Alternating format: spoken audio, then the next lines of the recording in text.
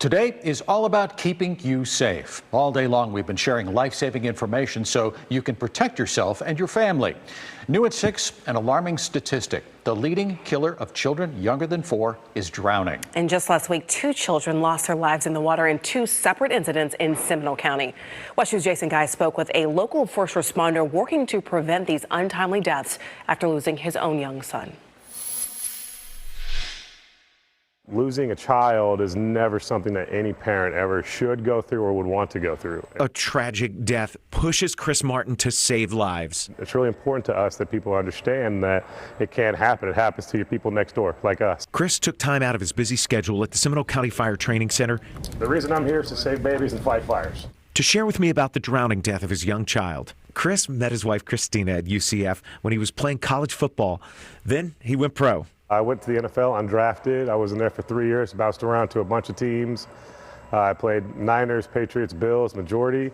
Their firstborn, a son, came along. They named him Gunner. What was his favorite thing? What did he love? Basketball.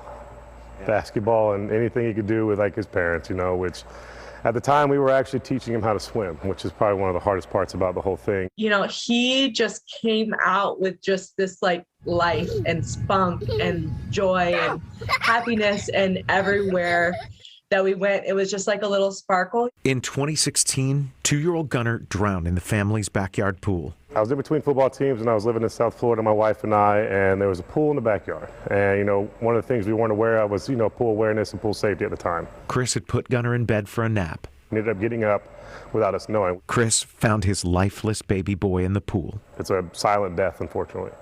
And we had no idea, and we were way too late. Right after we lost Gunner,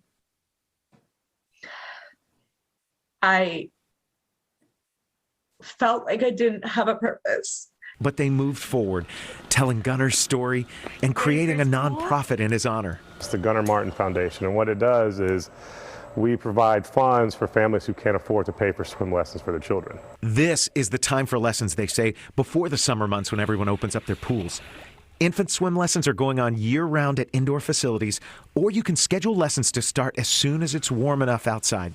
Chris and Christina are also educating families about water safety. You have to have those other barriers in place. Door and pool alarms, along with locks, they tell me, are crucial. Plus, pool fencing, and they recommend that it's self-locking. Most importantly, Chris and Christina advise when kids are in or near the water, someone has to be watching. The most important type of prevention is supervision. Chris tells me whether it's life-saving education from the foundation or his work as a first responder in Seminole County, it's all honoring his late son, Gunner. If I can save one baby, everything that I've done up to this point would be worth it. Jason Guy, WESH 2 News.